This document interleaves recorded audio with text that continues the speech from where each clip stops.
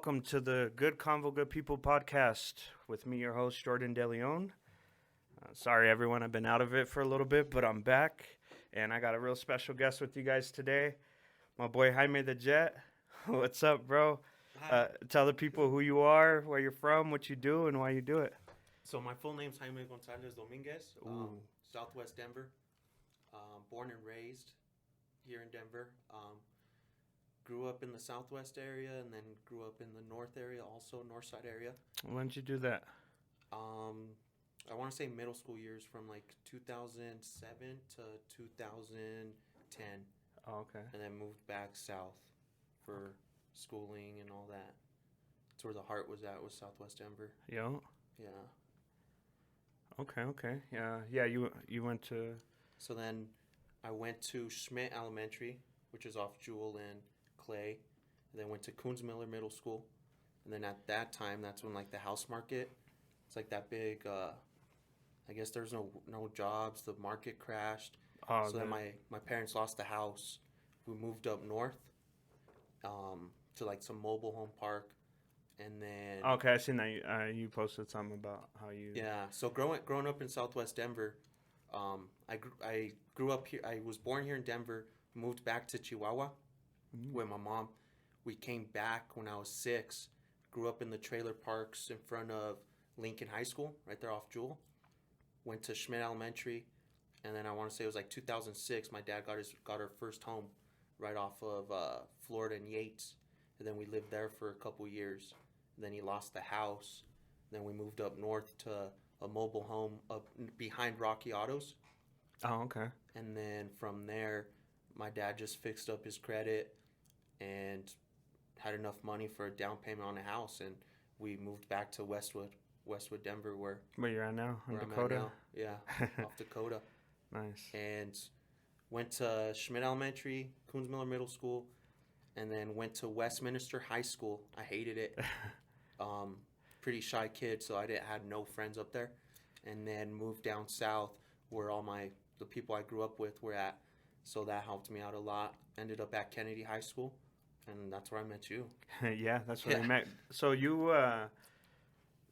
went there to Westminster for a semester, or because I remember because you were a freshman, I think, when I was a junior. Yeah, I ended up moving in the springtime back to Kennedy, so I was there for like that whole semester. Dude, I hated it because at that time they combined 2 high schools in one, and dude, there's like 3,000 kids there, and I fucking hated it. Was it all hood? It was hood. You had your Asians, your Hispanics. It was a melting pot, dude, which is cool. But yeah. I mean, everyone I knew was down south, so it's kind of an introvert. Yeah. Okay. And then from Kennedy, graduated, and you went and played ball in Sterling. Right? Yeah. So I graduated high school, and then my buddy Ruben, he was up in Sterling, and he was trying to walk on at baseball out there, walk on the team, and he was just like, dude, get out here, let's try to walk on. And I went out there and was out there for a year, and then school's too expensive. They weren't giving me any money for schooling, so then I was like, screw this, I'm gonna just go back to Metro, stay at home, and just not get in crazy debt. And just play Liga? And play Sunday League baseball for a year, and then it just wasn't fun anymore. Okay. Because you get used to playing college baseball. You get spoiled with the nice fields and the talent, and then you show up on a Sunday League, and you're just like, dang, all these dudes are hungover. The umpire's smoking cigarettes. It just wasn't that fun, so then I stopped playing. I'll pull the mic a little bit closer to you. Yep, you're good. But yeah, that's the story with the baseball and the sports. And then I went to college for business management and marketing. My goal was to work for myself, which we'll get into that in a bit. And yeah, dude, I finished school. I'm not in debt, thank God, which is giving me the opportunity to do what I want, you know? Yeah. So, yeah. Yeah, because you were working at that hit tracks for a little bit? Yeah, I was working at... So when I came back from Sterling, I met this dude named JT through a mutual friend. He was a baseball coach, and they had just opened up this baseball facility called Catalyst. So I was doing baseball lessons, and I was a personal trainer there. Okay. So I was getting all the moms right, their summer bodies, you know, and just coaching kids, which I love. I love kids, dude. So I did that for 3 years while I was at Metro, trying to finish up with this degree, and I loved it, dude. But it just wasn't paying the bills. Yeah. I was It's always broke. time to move something to Yeah. something bigger. All right, from there, where'd you go? So then from there, dude, I graduated, and I ended up going to Coors Brewery up in Golden for Yeah. 5 weeks. I was there for 5 weeks, and then I was kind of like, screw this, because I still needed to do an internship to finish off that degree. And like, dude, I remember for those 5 weeks, I was doing like Ye- 70-hour work weeks. And you're doing all the manual labor jobs. You were Yeah. shoveling all the hops and stuff. Huh? I was up in the malting, Yeah. and 2 weeks were days, 2 weeks were nights. So it was flipping, and it just didn't work with my internship schedule I had lined up. So at that point, I was like, dang, like this is a really good job. Like I need to do this so I can get my money up, you know? Yeah. But then in the back of my head, I was thinking, damn, my parents came to America for me to work smart, not harder. Mm-hmm. And I was just thinking, like, damn, my dad could be doing this. Like, why am I even here? Which, like, no disrespect to anyone that does hard labor. Yeah, in but the it back wasn't of for my- you. Yeah, and in the back of the head, I'm thinking, damn, like, my mom and dad came to America for me to not do what they're doing. To you know break what I your mean? back. Yeah. Yeah, to break my back. So then I was like, screw it. I talked to the manager at Coors, and I'm like, yo, like, thanks for the opportunity, but I just need to finish this internship so I could get this degree. Because at the end of the day, I never liked school, but I did it for my family, you know, because I'm first gen. Yeah. So my parents' goal was to get me into college and get that diploma. So that's why I ended up doing that. Nice, You nice. know? Well, yeah, but that's my whole thing is like, the new generation, let's not use our hands and back. Mm-hmm. Let's use our minds, and Oh, so yeah. that's something you wanted to do. All right, from Coors, where'd you go? So then from Coors, dude, I finished off that internship, and I was doing interviews for my degrees in business management and marketing. I always wanted to work for myself, but then also I wanted to do some marketing for the Rockies, for Kroenke Sports. Yeah. So that summer, I had a bunch of interviews lined up, but I just wasn't getting in with them. I remember we had a conversation Yeah. about that. And then at that time, my buddy Edgar Barola, he has a trucking business, Yep. driving semis, and he's like, yo, dude. So at the time, I was in debt 6 G's. That's not bad. $6,000 from college. From school? For That's not bad at all. 5 years of college, dude. I was in debt 6 G's. And my buddy Edgar was like, dude, get your CDL. I'll help you pay that off this summer. He's like, just give me 40 plus hours a week, and That's love right and there. you're gonna yeah. learn. And I was like, all right, cool. I went and got my CDL. Took me 1 week to go get my CDL, and right off the bat, dude, I was just driving semis with Edgar that summer. I remember that. And I'm blessed, dude, to have good homies like that, because, dude, just like that, I got out of that hole, and that was my idea. I was watching Edgar, watching him, like, how he runs his business and stuff, and I remember telling my dad, I'm like, yo, we could just buy semis and work for ourselves. Yeah. And but then winter came, dude, and I realized how in the winter, obviously here in Colorado, it's like it's a seasonal job, like works up or down. It just depends on the weather, right? So Yeah. I remember that year, this was 2 years ago, the winter was pretty bad, so work went from working 60 hours a week to 25, 20. Yeah. And that's when I was just like, oh, damn, like, all right, maybe it's a good idea, maybe it's not. And I talked to my dad, and my dad was like, dude, well, we got money stacked up. Like, we could go buy 2 semis right now, but it's your call. And at the time, I was kind of scared, honestly, because I was just like, dang, like, that's a big commitment. It's either I buy we get these 2 semis, and that's what I'm doing for the rest of my life, Yeah. So I kind of just paused that idea, and then I ended up getting a call from the Boys and Girls Club, and they're like, hey, you could come run the Jeffco Boys and Girls Club. We need people. And I talked to my parents. My dad was like, dude, just take that for now so you have a job in the winter. And I ended up taking that job. And I was there for 11 months, dude. Oh, okay. Running the Boys and Girls Club. I remember that. And So I loved that job, dude. Going to work was so much. I think that's the funnest job I've ever had. Or you get to hang out with the kids and Just kick it with the Just kids, chill. try to mentor them, help them out with whatever they need. you were help on. coaching them too, right? Coaching all the sports. And I mean, that's the cool thing about being from the inner city, dude. Like, people know you, and they know what kind of person you are. Yep. So, dude, everywhere I went, it was always the hookups because they're like, "Oh, it's Gonzalez, it's Jamie, Jaime. it's Yeah. Jaime from the club, as in Boys and Girls Club, not like Not from the club yeah. downtown." But yeah, dude. So that job was great, man. But I realized I'm like, dude, there's no way I could make a living doing this job because you can't, dude. It's a nonprofit. Yeah. It's like teachers. Yeah. You get undervalued in a way. Yeah, there's only so much they could pay you. So from there, dude, check this out. and this is why you're here. So from there, dude, I would see a lot of. It was kind of like I wouldn't say it's like crazy child abuse, but like I would see kids come into the club with like the same clothes that they're wearing the whole week. Yeah. I would see kids. They looked, coming from a nutritional background, they were malnutridos. They're new. Like I could tell they hadn't eaten. Like you could tell they come into the club just for their dinner For a meal. And at that point, I was thinking to myself, like, what can I do where I'm helping kids out and I'm changing their life?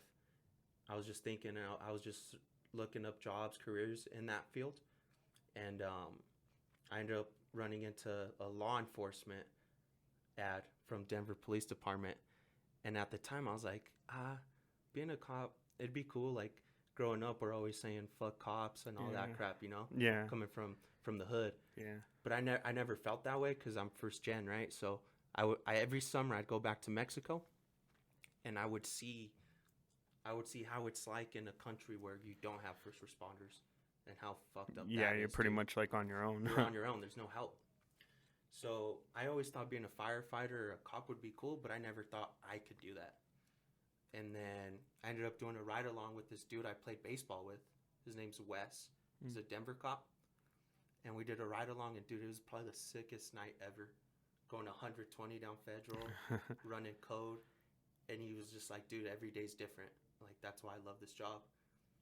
So then did that ride along with him. And I started applying for Denver Police. Okay. And then they turned me down right away, dude. I got in like 3 months into the process, and they just cut me. I didn't pass the psych eval. Okay. Which I'm just like, how the hell did I not pass that? Yeah. I passed everything else. Yeah. And then, and yeah, dude, that was it. You got to wait a whole year before reapplying. And just for shit and giggles, dude, I got, my cousin's a cop in Arvada, and she's just like, dude, try Aurora. It's a big city. And I was just like, oh, hell no, dude, I'd never step foot in Aurora. Yeah. And then she was like, it's due tomorrow. You might as well send in your application. So I was like, all right, cool. So I just sent it in.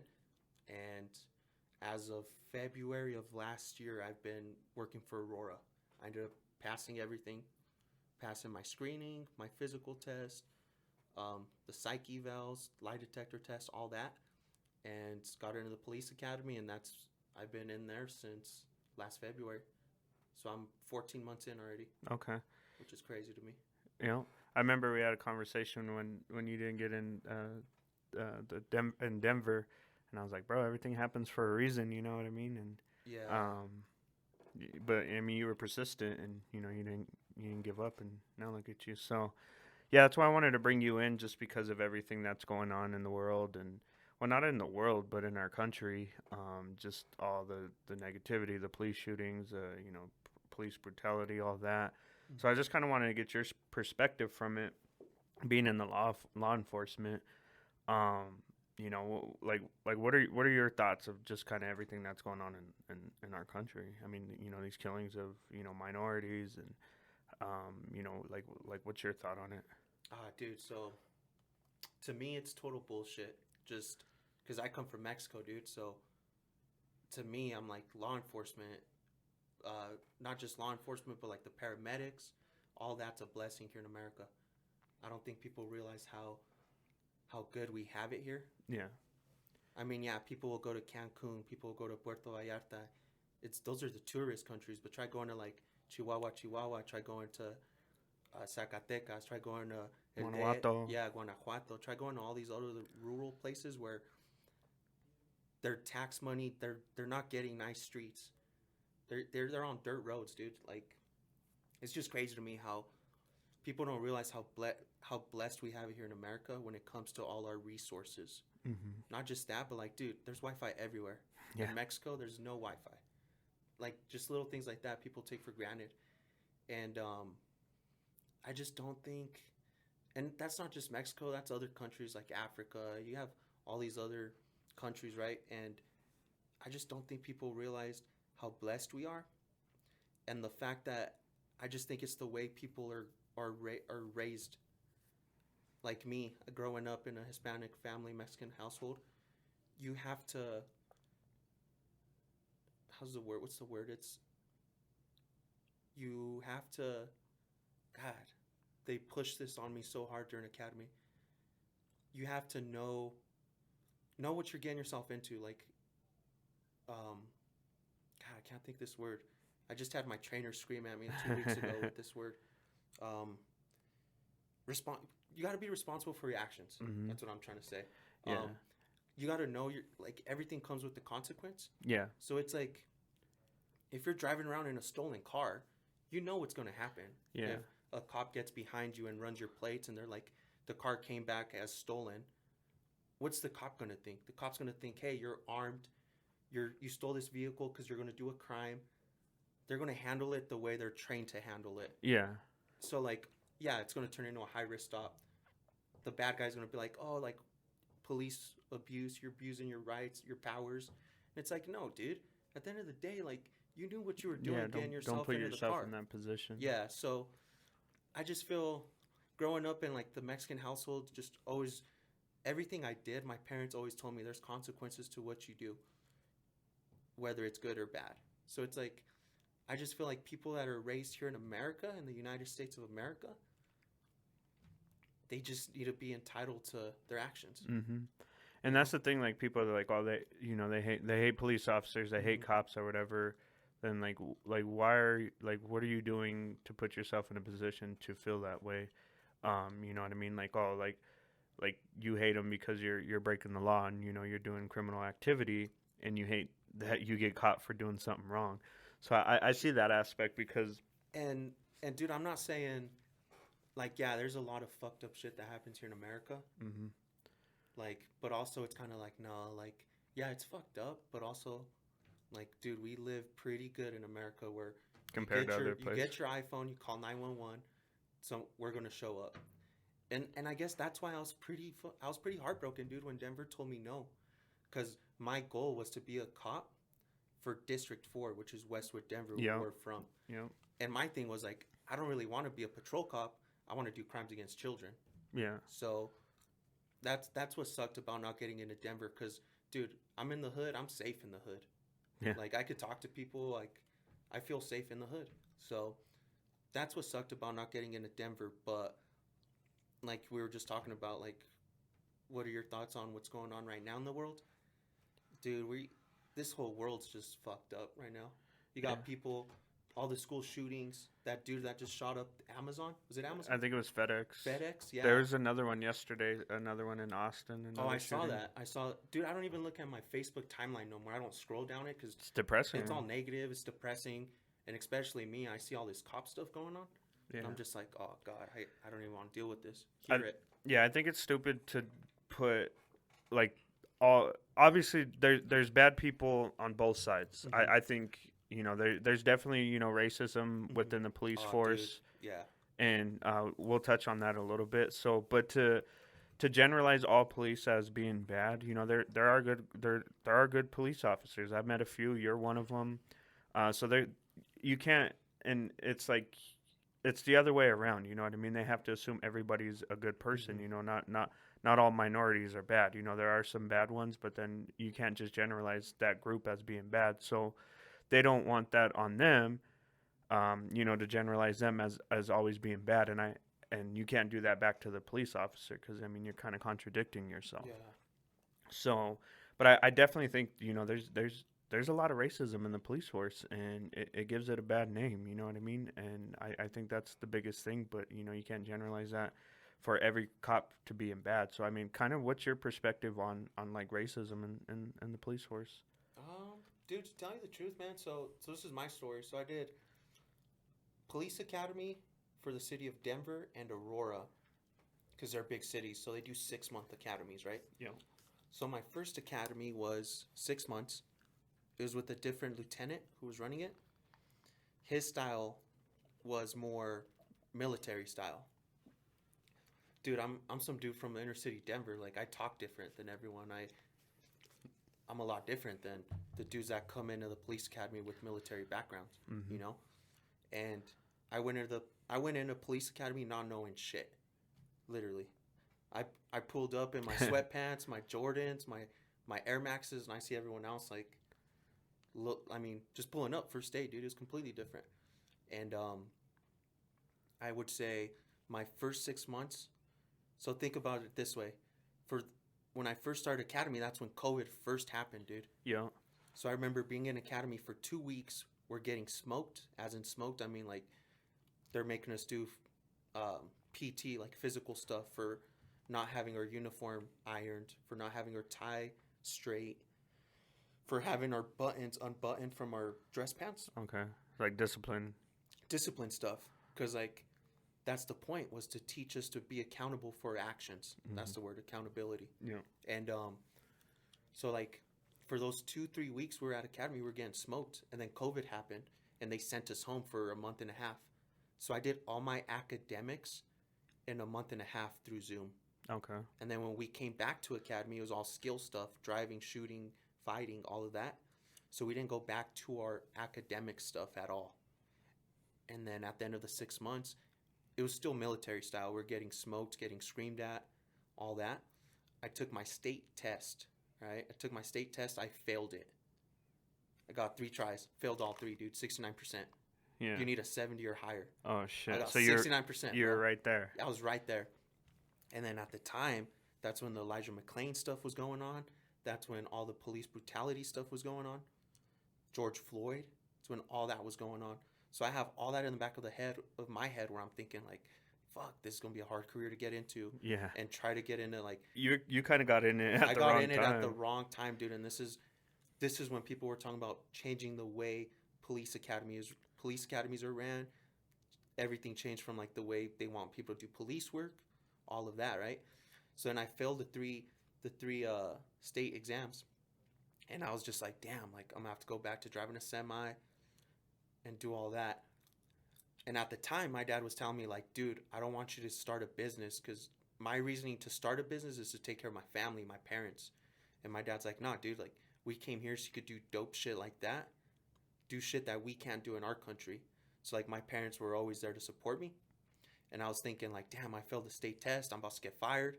Because during academy, you're getting paid. Yeah. It was my job.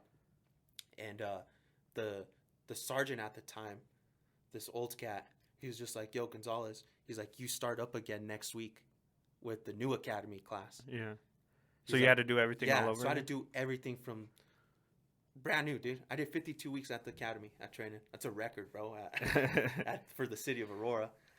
And, dude, I didn't even hesitate. I was kind of like, damn, like I'm going to have to go through another hell day, because they do a hell day like our first week there to try to make people quit. Yeah.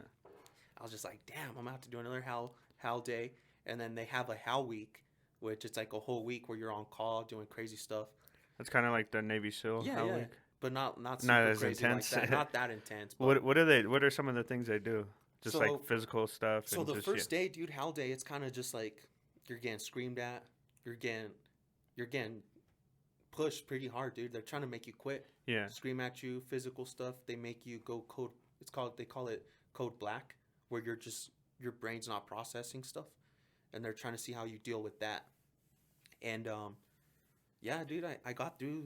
That shit was cake, man. The second time through, I was in there. Well, you just knew what to chilling. expect. I yeah. knew what to expect, you know, and the instructors were real cool. So starting that second academy, that's when everything changed, dude.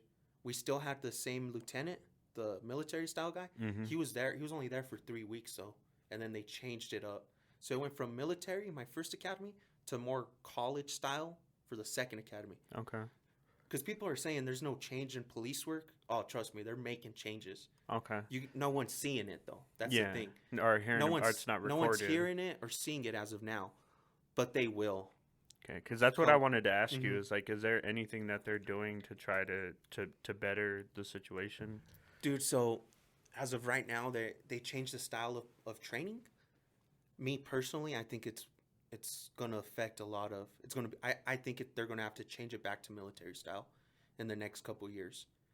Cause, dude, me being out on the road now I know why it's so strict. Now I know why it's military style. Cause the people we deal with, dude. Yeah, Um, I mean, you're dealing with criminals. You're dealing with I'm dealing with you deal with dudes with guns. You're dealing with dudes that have felony warrants. Like, that have kind of nothing to yeah, lose. they So have it's nothing to lose. Think about it this way: you have someone that was trained to be, I wouldn't say soft, but to be not be living on code, on like top notch of like you got to be aware of everything. You got to pay attention to detail, everything. yeah, You get a cop that's not paying attention to detail, that's not doing all that. There's gonna be a lot more issues with trying to deal with a bad guy, mm-hmm. because like It's not an easy it's field, it's bro. it's Like the it's hardest thing I've ever had to do, dude. Because think about it, I'm getting called on someone's worst day, and and they're looking at me to pick the right, to give them the right answer. mm-hmm. If my right answer isn't right, I'm fucked, dude. Yeah, You know what I mean? yeah, But it's also fun, dude. I love going to work. It's pretty fun, but it's also, I mean, like you just said, it's hard, dude. Like, yeah, especially in this climate. yeah. I mean, I couldn't even imagine. Do you feel like being out on the street, there's like maybe a little bit more animosity towards you as being a police officer, or like more disrespect, or Oh, dude, it's disrespectful, dude. But once I start talking, everything changes, man. like, Like, that's what's so cool. Like, my whole life, dude, I've never been good at anything. I've always been the hardest worker. I mean, for baseball, working out, like you always see me put in the mm-hmm. work. Yeah, Everyone sees it. Um, so I've never been good at anything, dude. But when it comes to like this cop shit, I'm like, damn, like I legit just helped this dude out, and this dude walked away thinking, damn, this dude's actually pretty cool. yeah. And that's what's dope about it. You And know what I mean? that's good. We need more police officers like that, to where somebody is like, like fuck the police or Hmm. fuck 12 and all that, and then they have a conversation with you, and they're like, damn, you know what? Maybe all police officers The aren't bad. the hard thing, dude, is they see me in a uniform and they forget that I'm just like a You normal cat like them. and you always hear that, they're human beings too. They're just like us. They're just wearing a uniform and just trying to do their job. And unfortunately, there's some bad apples that are in the mix, and they give a bad name to all the good guys that are trying to do something right. You know what I mean? Yeah, I would say that's the hardest thing right now, dude. Is just because I'm still new, dude. I'm 3 months in, so like you just got to get used to stuff. I still think I forget I'm in the uniform, and I'll have people mugging me, and I wave hi at them, and they just give me a mug. But It like, probably switches their you know what I mean? They're like, yeah, fuck this guy, and then you wave at him, and they're like, huh. That makes them I was with my rethink. trainer, dude. I was with my trainer in District 1 driving down Colfax, and there's like some people from Honduras. They were dressed like MS-13, dude. They had rags on, bandanas, they're sagging. They had like, it literally said MS-13 on their back. And I pulled up at the light, and they were crossing, and I waved at them. And my trainer's like, dude, you're telling gangbangers what's up. And I was like, dude, I'm from Southwest Denver. Like, it is You're what it used to is. that. Until they do a crime, like then Yeah. it's different. But See, and that's huge, bro. That I think they need to have that mindset. Like until they're actually doing a crime, you know mhm. what I mean. You got to treat them like a human being. And I think like minorities are like really what's the word, like they're sought after, and like and that's just like the racist mindset. Like if a minority, a black guy or Mexican are in a white neighborhood and they're walking and they're minding their business, like why do you need to roll up on them? Like what are you doing? Why are you here? Yeah. And I think that's just the biggest thing that goes on, and then it escalates from there. Oh, it escalates a lot, dude. But yeah, dude. I mean, that's where I'm at right now. Is my end goal in law enforcement is to get into crimes against children, but that'll take like 3-4 years until I could like apply and do all that. So as of right now, dude, I'm just trying to get good at this job and stay alive. Yeah. You know. And how you said you're not you're not good at things. I think you're good at working hard. Just because you're not good at one specific thing, Mm-hmm. your niche is working hard. You know, trying. I think everything that you've done, you know, you gave it your all, and unfortunately, you know, some things didn't work out, but in the end, you gave it your all, and you know, you can take away from that. Your story's like real similar. Have you heard of David Goggins? Oh, dude, that's. I joked around and I told all the instructors at the academy, I'm like, yo, I'm like the Mexican David Goggins. Like I'm back in here trying to get through it. Yeah. They laughed, but they're like, dude, you're nothing like David Goggins. But I was like, deep down, I'm like, yeah, I am. Yeah. Um, Yeah, I'm reading his book now, bro, and everything you said, like, you know, not getting in on the first try and all that like all that came oh, back. dude, it's And a mindset, man. I mean, as of right now, I've been working for 15 months straight with no vacation. Mhm. My sergeants told me, they're like, yo, because I'll be done with training in 3 more weeks. Okay. In 3 more weeks, I go test out, and then everyone's like, dude, you're going to have to take mandatory time off because you're like the only dude in the department that hasn't had a vacay in 16 months. Yeah, but So, that just shows your drive and yeah, dude. And I mean, like we were talking about, dude, my hard work's what kept me there because they could have easily let me go.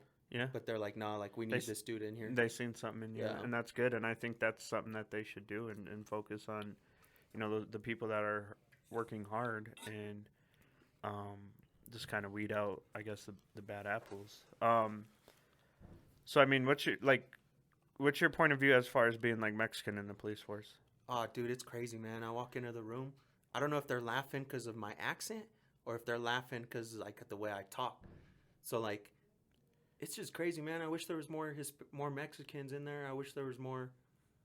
Which there is, dude. We got a couple. Kiko. Kiko. Um, He's Chicano though. I don't talk Spanish. So. Juan Silvas. Oh, Juan Silvas is in there. He's at Sheridan Department. Raylene. Raylene.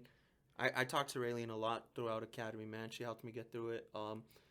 Nah, dude, like, I just wish there was more. I just wish there was more people from the hood, from the inner city in there. We need that. I got into law enforcement because I said in my head, I'm like, not just for the kids, but like, there has to be a change, man. Like, if the youth sees people like them in it, that's just gonna change Then it'll everything, inspire dude. them. It's gonna change everything. Yeah. Um, Or see somebody they're like, oh, he's like me. You know what I mean? Oh, He yeah. came where I came from, and it might switch their mindset and be like, you know what, maybe I shouldn't be doing graffiti or you know what I mean, shoplifting and shit like that, and switch their whole and mindset. all the kids from the Boys and Girls Club, dude, they were heartbroken when I told them I was leaving to be a cop. All the kids were crying. They're like, "You're gonna get shot. You're gonna get killed." And I'm like, "Nah, I didn't even like that." Yeah. And that's the problem with media, dude. It changes people's perspectives. I went back to the club. They have teen nights on Fridays. I pulled up back to the club, and they thought it was so cool that I was finally a cop. Hey, that's dope, bro. And just like that, I want to say there's like 20 something teens at the club, and they're just like, dude, that's sick. Like, yeah. that's what I want to do now. And I'm like, oh, sick. Like, that's dope. Bro, you're gonna make a difference, like for you know what I mean, just for the youth, because that's where it starts, bro. Is like you just being young, and I think you know my whole perspective about the police is growing up. You know, some of my cousins and stuff doing dumb shit, and they're like, you know what I mean, like fuck the police and this and that, and having that mindset.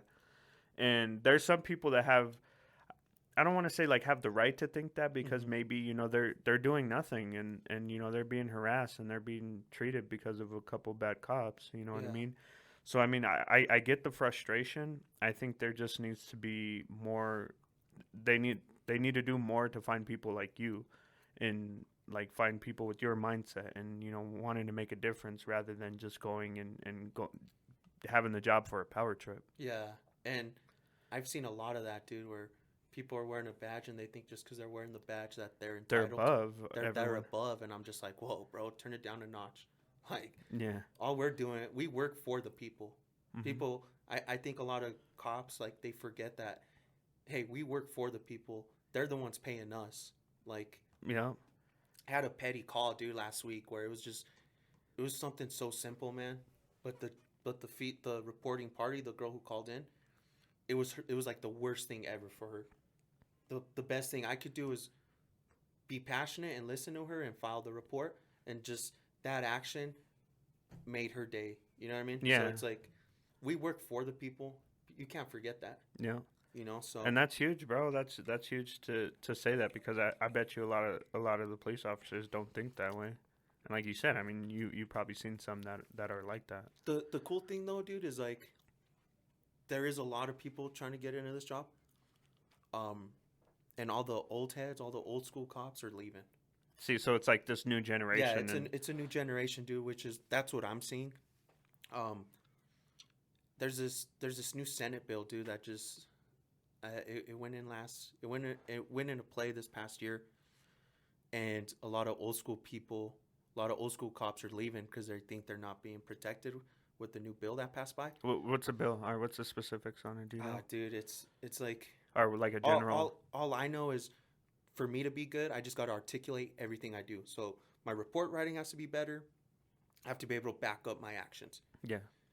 Nothing really changed. That's just the only It's difference. just The you only got to be difference is on your shit. you got to articulate everything you do. And if you're being a good cop, if you know your stuff, you're gonna be fine. Mm-hmm.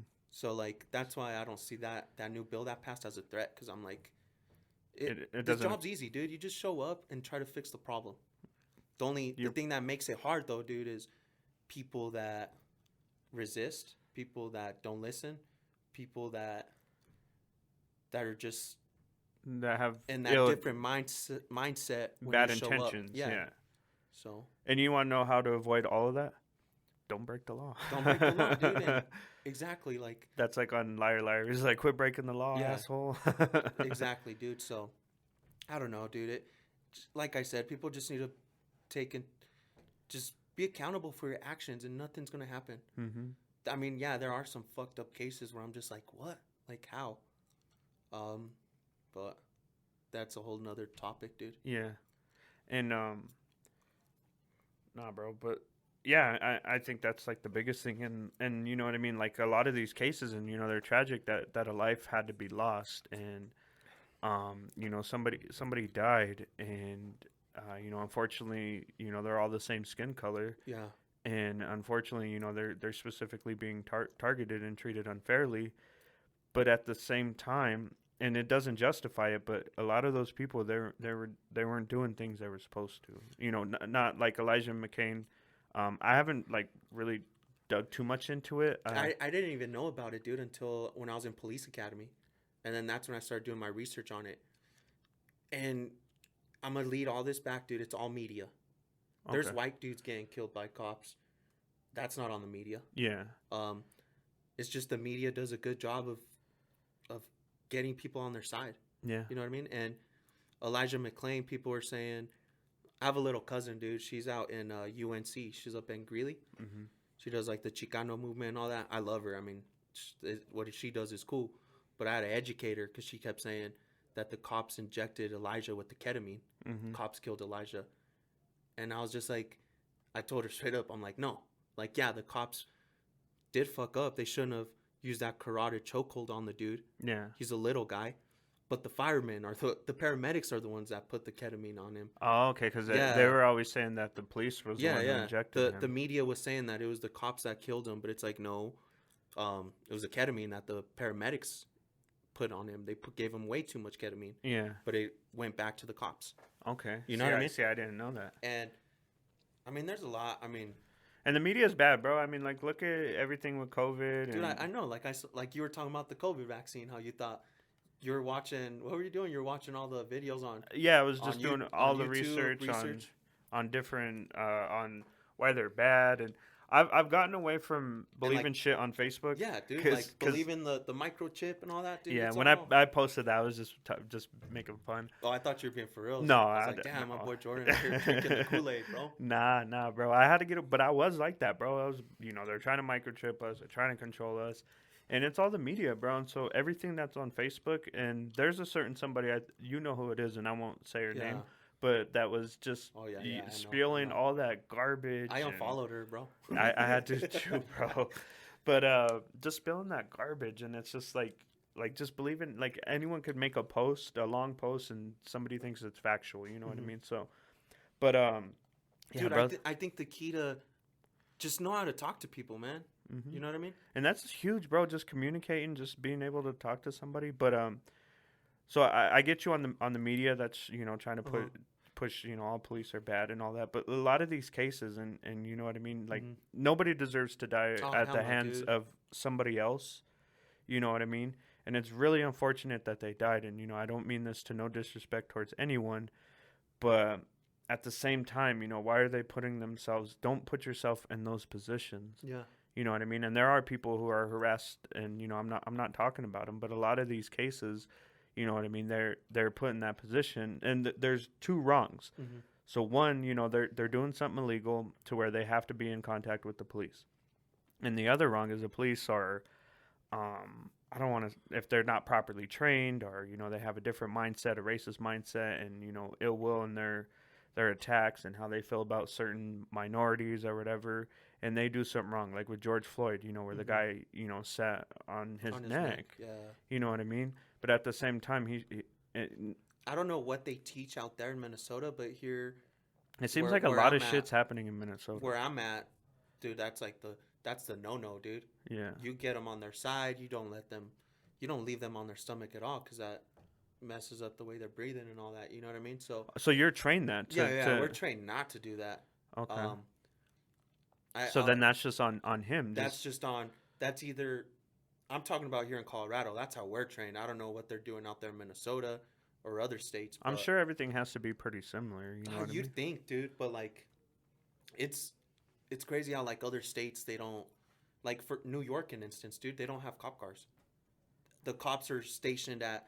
They're like, hey, you're working at this building, and that's where they're at the whole day. Oh, so they no have like cop a little car. zone Yeah, or a something. zone. So like, it's crazy. That man. makes sense, every 'cause- every state's so different, dude. I mean, my cousin's, he's not a cop out there in Tech. He lives in Texas, but like his buddy's a cop, and they don't have like arrest control where like they do all this movement, like risk controls, and Yeah. try to control people. They just tell them, hey, put your hands behind your head, and once they hit that position, they cuff them up, and then they do their search. Over here in Colorado, dude, it's not like that at all. You search before you cuff. It's just different, dude. Like, Okay. So it's just all the laws. it's just and all the laws. trainings. Like out there, there's this cat I work with. He's from South Carolina, North Carolina. I can't think of which one, but everyone that's in law enforcement in that state, they all go to the same academy, and then they go their own way Okay. after academy. So they go to But different cities. And Yeah, stuff. yeah. But over here, It's broken It's up like- by cities. it's broken up by cities, and like it's not like that at all unless you go to a community college and you're paying out of pocket for And that's like the the degree cadet for the program. right? yeah for the post. Yeah. I wanted to be a cop at one point. And all right, so let me tell you. So Mhm. after I graduated, I was trying to figure out what I wanted to do. I tried to go to the Army. I failed the ASVAB. Oh, you tried to go in the Army? Yeah, I was trying to go to National Guard. Not the Army, the National Yeah. Guard.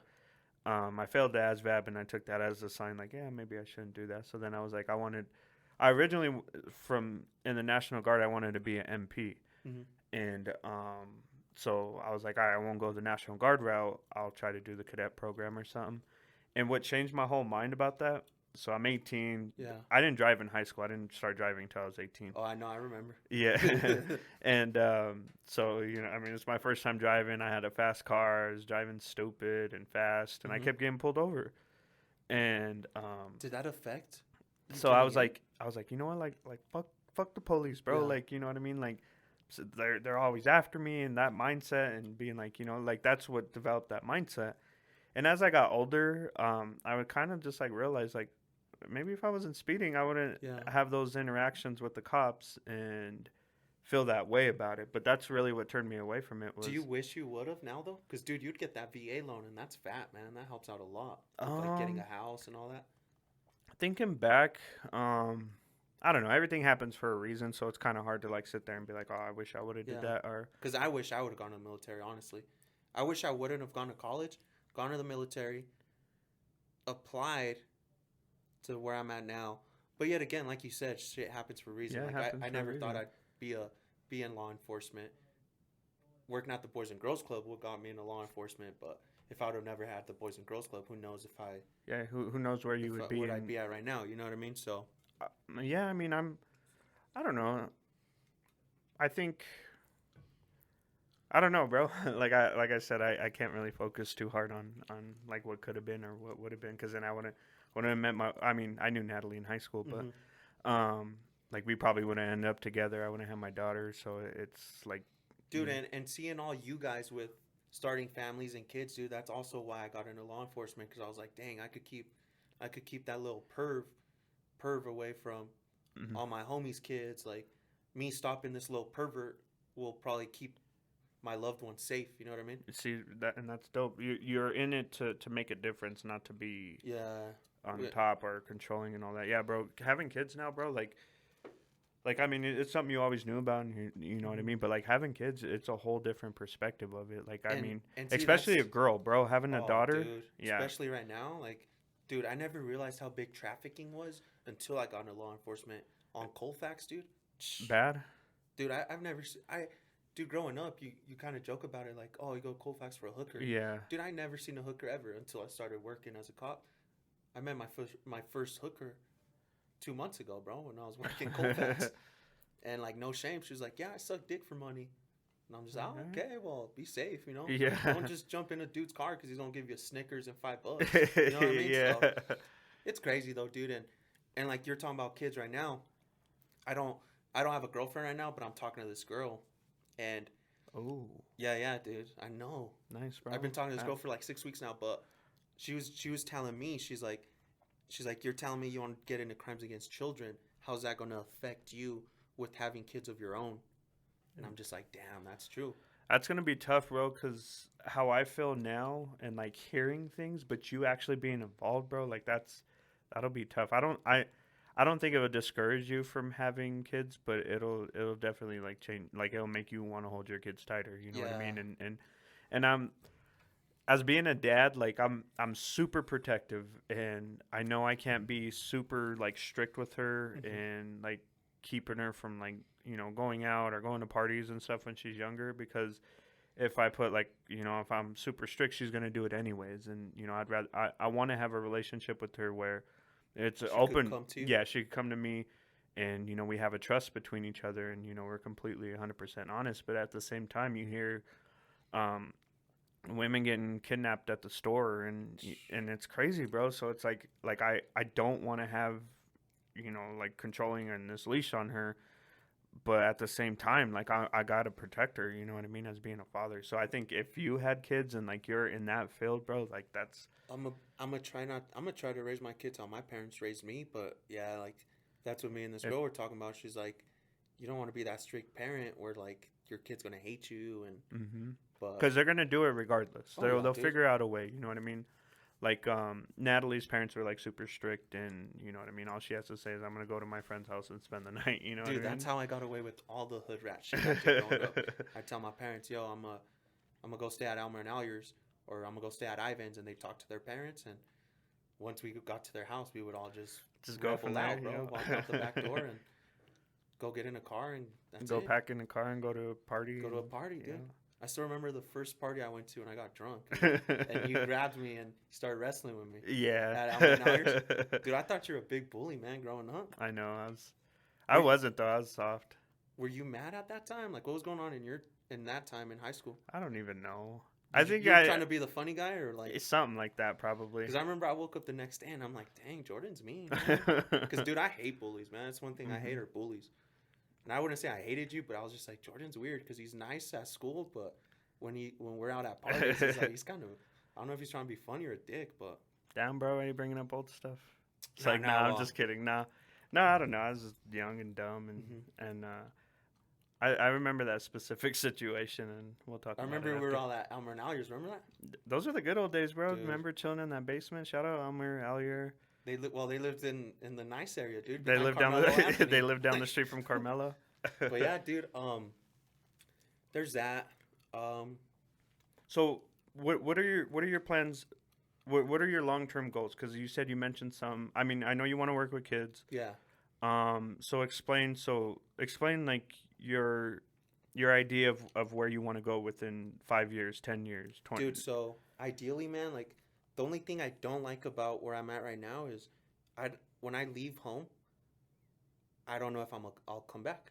Obviously, I'm not And thinking. that's scary. Yeah, Obviously, I'm not thinking that at the moment, but like, it's a like, thought. It's all something right, in the back of your I'll head. see you later, mom. I'll see you later, dad. Peace out, Alan, my little brother, and I'm leaving. And I leave. They don't know if that's the last time they're going to see me. I don't know either, but I'm not thinking that at the moment. I'm just like, all right, let's go get to work. My goals, dude, are to hopefully I could test in, be an agent, and do crimes against children, where it's more laid back. I'm not out in the streets, Yeah. you know. And then from there, dude, I guess just see where life takes me. Like, hopefully, I have a family, get a wife. I could retire in 14 years, have a pension, which is dope, and then at that point, I could kind of just do what I want, you know. Find a hobby I could turn into make income. Yeah. Do all that. So, as of that, dude, that's where I'm at right now. I'm just trying to get good at this, being a patrol officer. So just focus on that. Just for focusing now. on that for now. I get off probation in a couple months for work, and yeah, and yeah, dude. I mean, that's about it, man. I never had growing up, dude. Here in America, I never had a bad meetup with the cop. I mean, growing up, dude, I always had good mentors. I mean, growing up, I had Artie. Growing up, who's your cousin. Yeah. So my mom, dude, actually grew up in Rocky Ford, Colorado. That's where when she was little. Yeah, that's where all of our families. That's where all your family's from. So my grandparents actually knew Artie's grandma, dude. Oh, which really? is crazy. Yeah. So That's dope. That's how me and Artie became pretty tight, dude. We're probably cousins somewhere. Probably. But yeah, dude. So my mom grew up in Rocky Ford. Knew Artie's family. I didn't know that. That's and dope. then he coached me at Athmar Rec Center. And then I've kind of always had that dude in my life, dude. And we'd always work out. He always kept me out of trouble, which was dope. And yeah, dude. So I was never really doing. I always had people. I had homies that were doing bad shit, good shit. You've always kind of been the like. I've always been cool with everyone. Dude. Yeah, you're cool with everyone, but like I feel like you were never really influenced into doing some dumb shit. Like I kind of always just did my own thing. You would drink dude. and stuff, you know what I mean? But I mean that's drinking. But like you know what I mean? You were like you said, you always did your own thing, but you were always there. You know I was always mean? there, dude, and that's what's dope, man. Is like, and that's what's helped me be pretty good at this cop shit because I could relate with everyone. That's good, bro, and I'm glad to hear. You know what I mean? We need more cops like you in this world.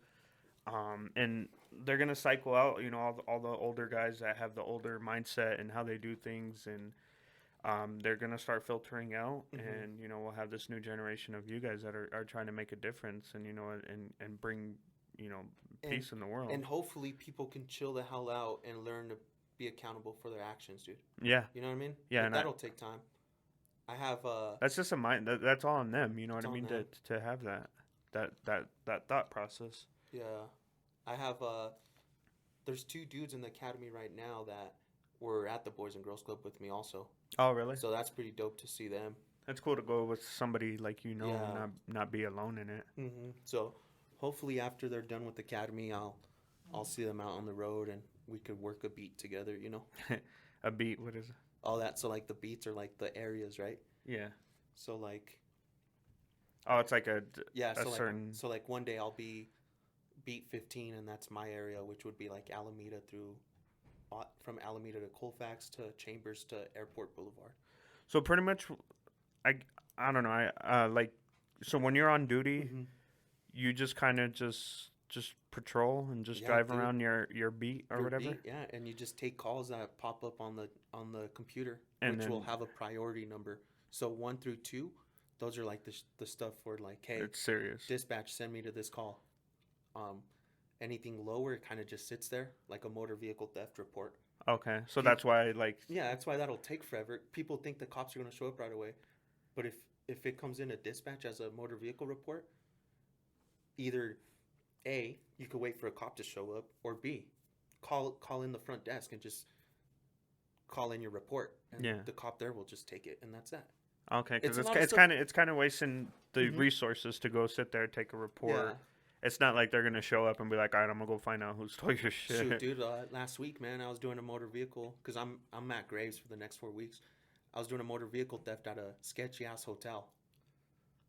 I'm still in training, so the goal is to get as many calls as you can, get exposure, right? I show up, take this motor vehicle theft report as I'm interviewing this guy.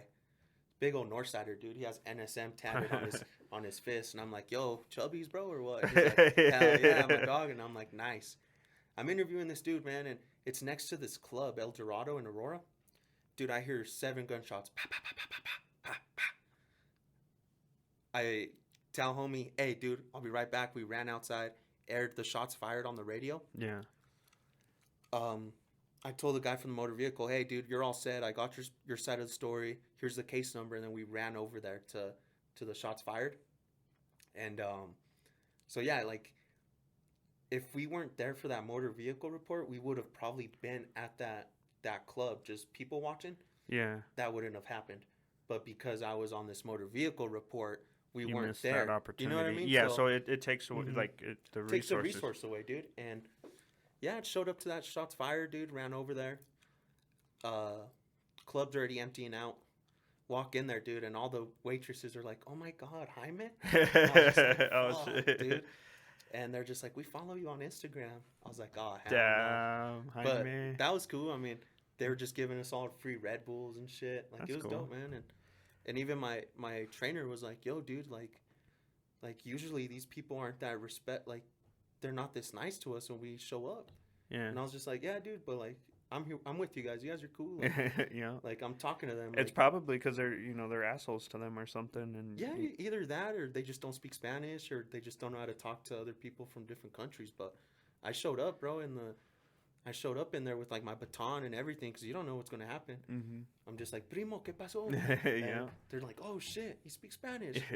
And They probably cool, get man. high. They probably feel safer, once they hear. Dude, and that's what's so cool about my job, man, is I'll show up to a call, and like once I'm walking up, you see people tense up, but then once I talk Spanish and They're like, "Oh." they see my name, it's like a relief, bro. It's a big relief to them that You think all of that's due to like all the ICE stuff and all that? I think it's the ICE stuff, dude. I think people think we're associated with ICE. Mm-hmm. But that's like its own thing, It's right? its own thing, dude.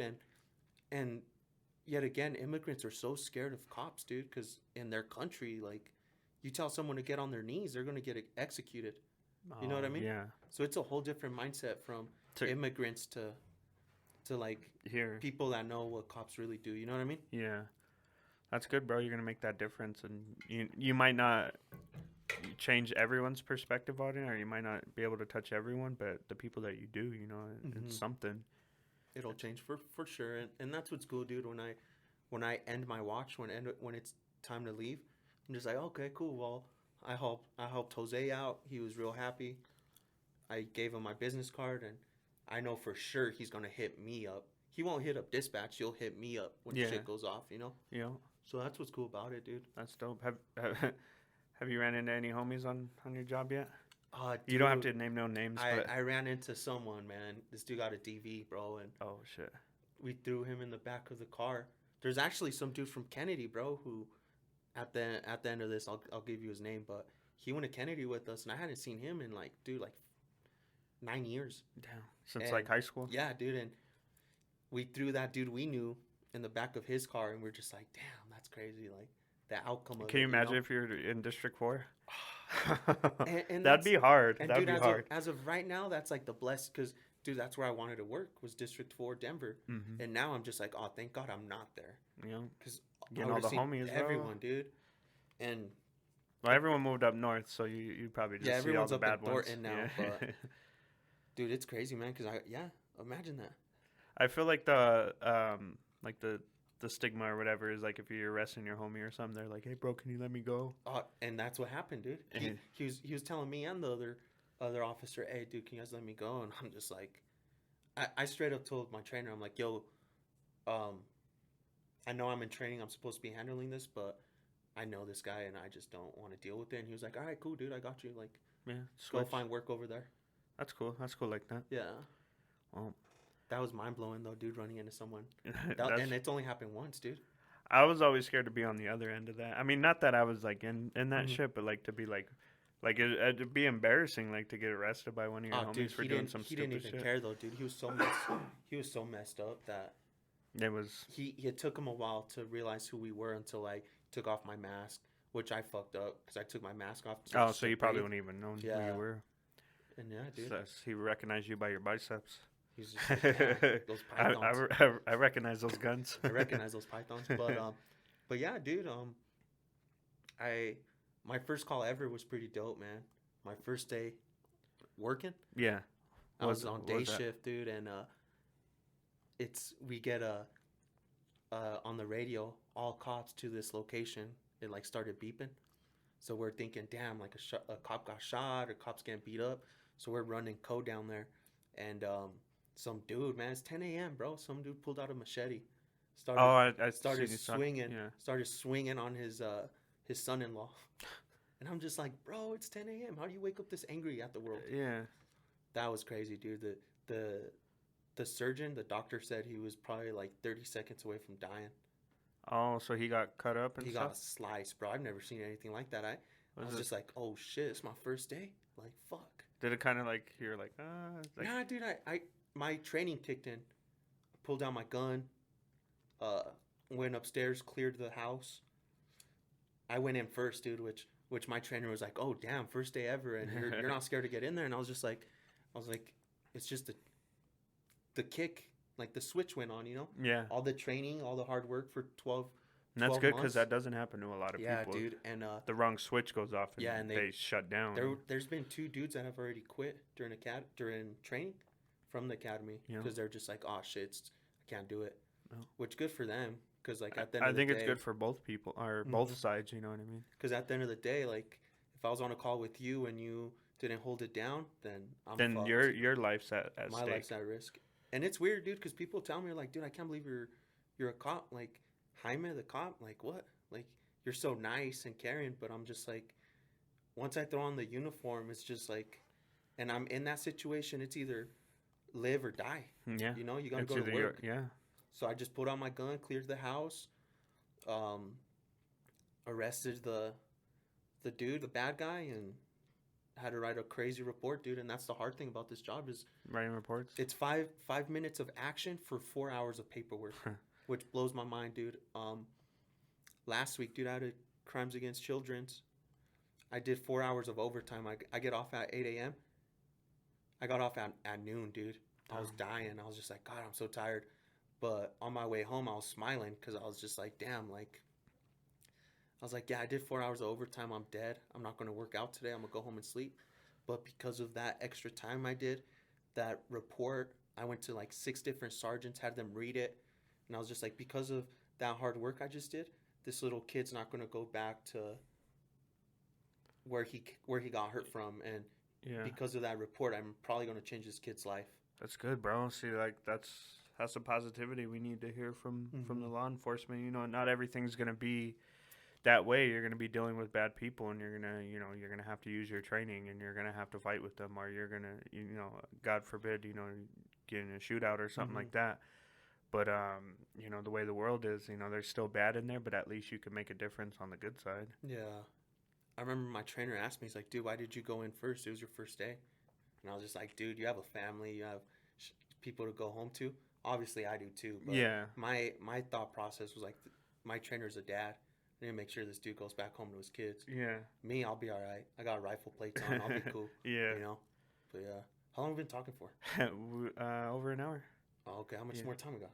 Got about 7 minutes. Okay. Yeah. What else you got for me? What other questions you want? I think we covered everything. What do you got? Anything you want to say? Anybody you want to shout out? Anything you want to plug? Nah, just big shout out to everyone that all my coaches, all my mentors. I've run into a lot of coaches, dude, out there where at work when I'm on duty, and it's a cool feeling.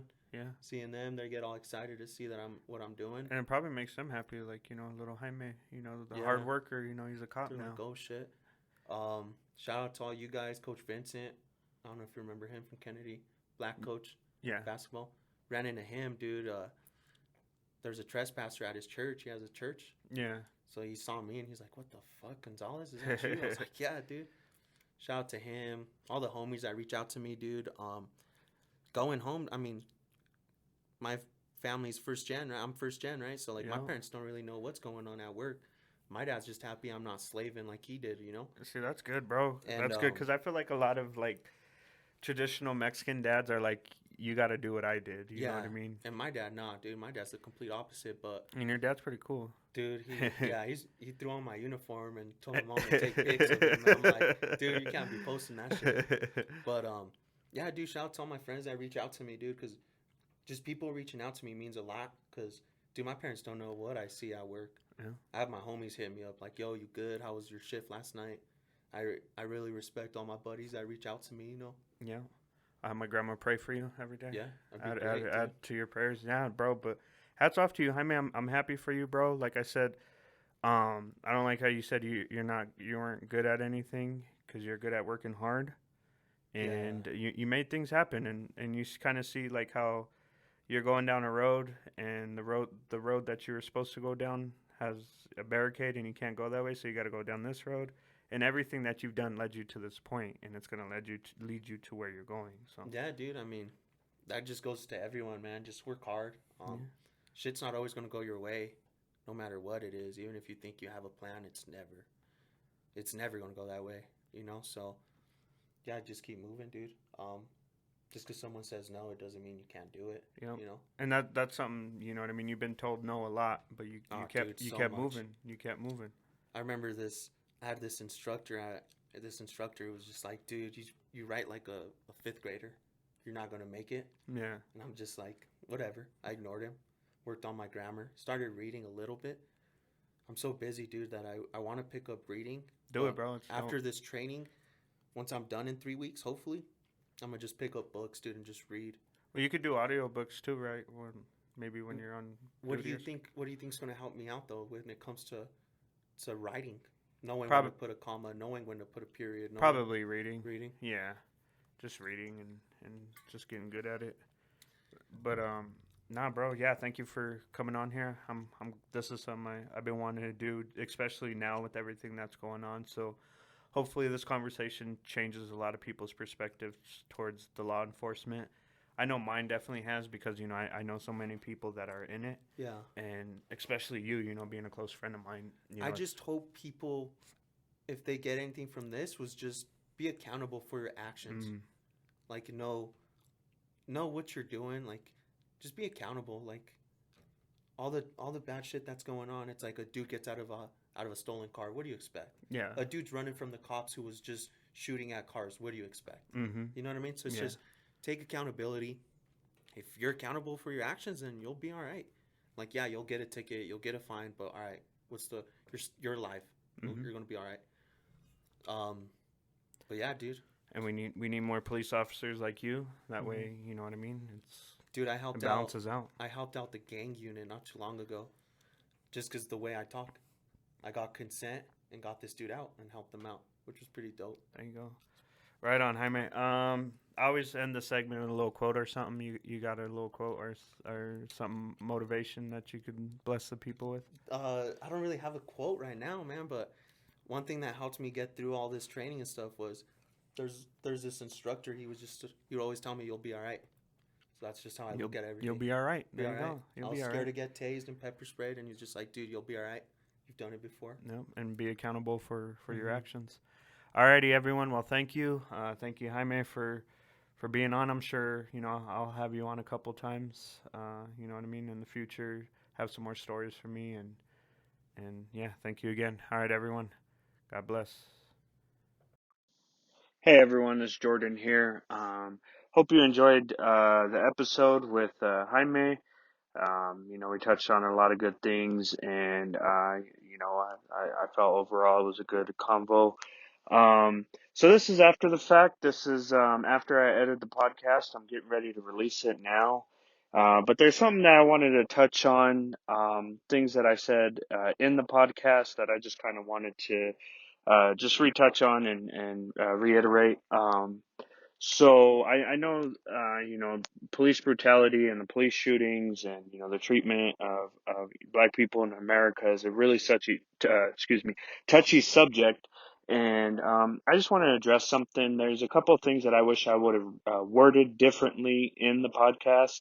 I believe I said something along the lines like, most people that are, in criminal activity, they're in put themselves in their situation, something like that.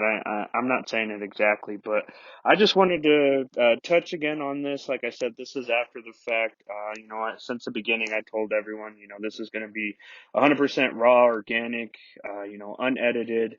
100% real. So, I didn't want to cut it out, but I do want to address it because, as I said, like it is a touchy subject. So I apologize to anyone that I offended with, my views on certain things. And, there's a lot of black people that were murdered, at the hands of a police officer for no apparent reason. And I'm gonna do better on educating myself, and just trying to choose my words wisely. I'm human, and I didn't want to. Just put stuff out there that people disagree with, and have these individual conversations about it. I want to address it right away, and that's why I'm recording this now. I'm back recording in the closet. So again, I apologize to anyone that I might have offended. A lot of people that were murdered due to the fact that they might have put themselves in breaking the law or illegal situation, and that does not justify their murder. As I said in the episode, nobody should ever, lose their life to the hands of someone else, whether right or wrong. And the biggest thing that I'm about is, I'm not against the police force. Like I said, Jaime and other friends that I have that are police officers, and, I have the utmost respect for, and they are good people and they are trying to make a difference. But there is, like I said, bad apples out there.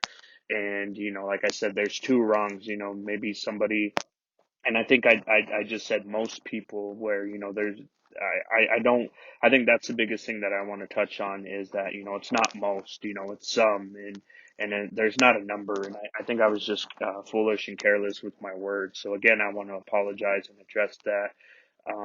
Like I said, I didn't want to edit and cut it out because like I said, this is unedited, raw, and organic. But it's something that I wanted to do to address and bring light. Anyone that felt offended to it, I do apologize. And if there's something that you might want to educate me on, or maybe make a recommendation of how I could fix it, I'm all for it. I'm 100%. Uh, you know, you know, treating people how they're supposed to be treated, just, and not stereotyping individuals because of their skin color. And I think a lot of these killings are horrible, and it's so unfortunate that a life has to be lost due to this. um with the George Floyd case, the police officer, he was guilty on all charges, and that's such a step in the right direction towards bringing justice, and just making the people of minority and people of different skin color feel safe, and that their voices are being heard. So um hopefully this is me doing my part. By far, it's not trying to justify or clear up my name or anything. I admit I was wrong, and as I edited it, and kind of realized that when I'm in the moment, we're having a conversation, and I get so lost in it, and I mess up on my words. There's things before that I've messed up on, and I had to reach out to individuals to readdress and apologize for. I'm only human. So yeah, so I just wanted to touch on that real quick, guys. I hope you enjoy the episode. I hope you continue to listen to me. Reach out if you want, like I said, want to educate me, or want to have a conversation. I'm all for it. Again, thank you, guys. Continue to listen, continue to support, continue to share. Yeah, take care.